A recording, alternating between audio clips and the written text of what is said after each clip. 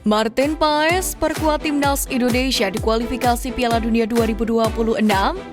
Motif terselubung Sintayong di balik kekalahan atas Libya. Timnas Indonesia siapkan kejutan di laga kedua kontra Singa Mediterania. Simak ulasannya sebagai berikut.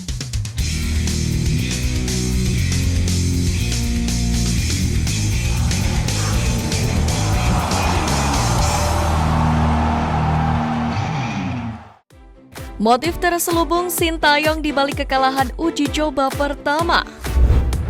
Pelatih timnas Indonesia Sintayong menegaskan bahwa dirinya tidak begitu masalah dengan hasil laga uji coba lawan Libya.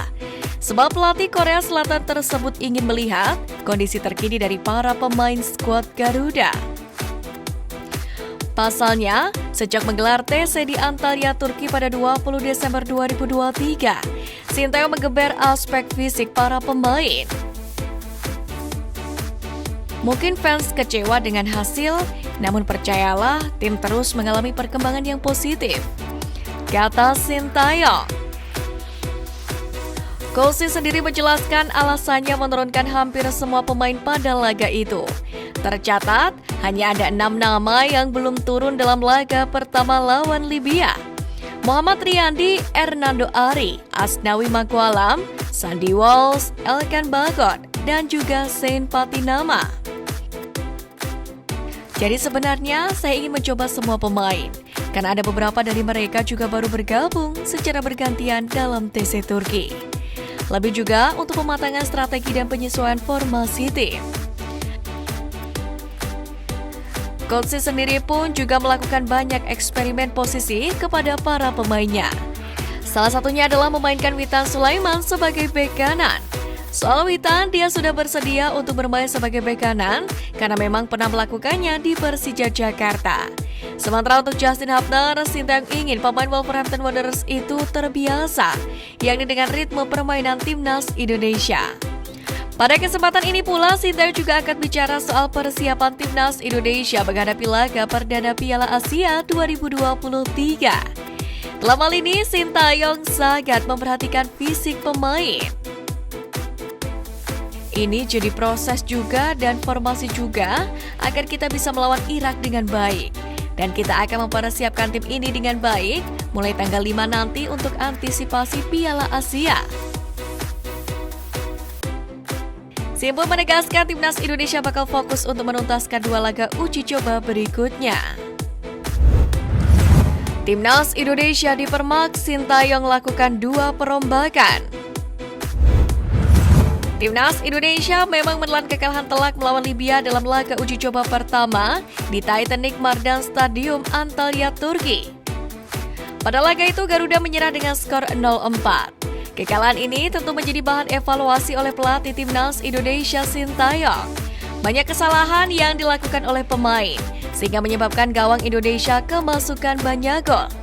Hal itu pula diungkapkan oleh pelatih sekaligus pengamat sepak bola nasional Erwan Hendarwanto. Mantan arsitek PSIM Yogyakarta itu menyoroti buruknya lini pertahanan tim merah putih. 4 gol yang bersarang ke gawang Indonesia tak terlepas dari kesalahan para pemain belakang. Meski demikian, Erwan tak ingin menyalahkan individu pemain atas hasil minor tersebut. Dia berujar kesalahan dalam uji coba justru bagus untuk melihat kekurangan tim sebelum Piala Asia. Pastinya Coach Sintayong dan tim pelatih akan mengevaluasi semua kekurangan yang nampak saat melawan Libya, baik itu secara fisik, teknik, taktik, dan mentalitasnya. Timnas Indonesia sendiri dijadwalkan kembali bersua dengan Libya di Turki pada Jumat 5 Januari. Laga kedua ini sangat penting karena akan masuk poin untuk ranking FIFA. Jika tidak berbenah, bukan tidak mungkin Indonesia kembali tumbang di tangan Singa Mediterania. Menurut Erwan Hendarwanto, ada 2 perubahan yang kemungkinan akan dilakukan Sintayong pada pertemuan kedua nanti. Menurut saya, salah satu hal yang akan dilakukan yaitu mengotak-ngatik komposisi pemain. Sebab saat ini pastinya Coach Sintayong baru meramu komposisi yang pas dengan tambahan pemain-pemain naturalisasi. Sehingga saat kick-off Piala Asia 2023 nanti, sudah bisa menemukan komposisi terbaik yang nantinya bisa dilakukan rotasi pemain, menyesuaikan dengan karakter lawan yang akan dihadapi. Erwan mengindikasikan Sintayong juga akan merombak lini belakang pada pertemuan kedua melawan Libya nanti. Saya kira Coach Sintayong akan merombak lini belakang dengan banyaknya kesalahan yang kemarin dilakukan. Bahkan kesalahan fatal yang berujung gol untuk lawan. Tapi perlu digarisbawahi, beberapa pemain belakang yang bikin kesalahan kan baru gabung dengan timnas Indonesia. Salah satunya Justin Hubner. Jadi saya rasa pemain ini butuh adaptasi dan bisa lebih baik lagi di laga-laga selanjutnya.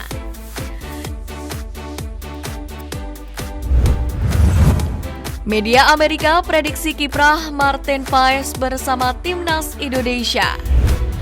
Martin Paes memang belum secara resmi menyatakan terbuka untuk bisa membela timnas Indonesia. Namun salah satu media Amerika Serikat di Instagram @soccerplus memprediksi kiper FC Dallas itu bisa membela timnas Indonesia pada Maret mendatang. Sumber yang sama mengatakan bila proses naturalisasi dari sang pemain bisa dikebut, mengingat apa yang dilakukan timnas Indonesia akhir-akhir ini.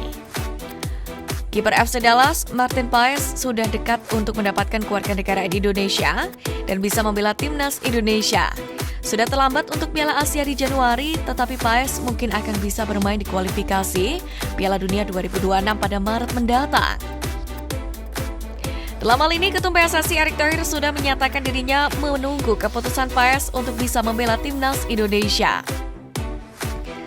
Sama Martin Paes, kiper utama di FC Dallas di Amerika, ditunggulah. Jangan kesusu, tapi yang penting semua yang percaya buat bangun tim nasional, ayo, bangun Indonesia.